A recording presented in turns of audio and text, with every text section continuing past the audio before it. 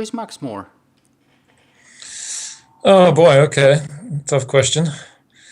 Well, I chose the name Moore something like 20 years ago or so to express what I think of as the essence of who I want to be, which is to be a process, not to be an end product, but to be continually changing and growing, hopefully. I adopted that name as a reminder to keep doing that.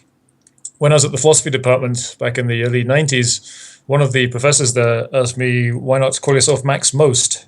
And I said, well, that'd be a horribly arrogant name. That would sound like I'm the most I'm ever going to be, or the most that anybody can be. The whole point of the name was that it's a reminder to keep improving. Was he So I don't like to. sarcastic?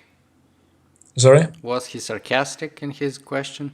No, not really. I don't know. Not particularly. I don't think he was friendly.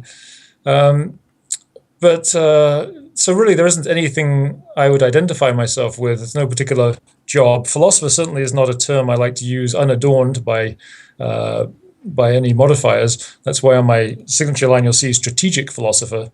As again, because as I was saying earlier on, I don't have a very high opinion of much of philosophy. I think a large part of it is not very practical or useful. It's just an academic discipline that has its own priorities.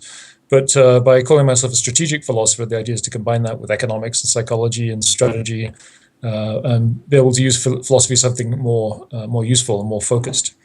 I wouldn't really call myself an entrepreneur. I'm not really skilled in that area. That's not really my personality type.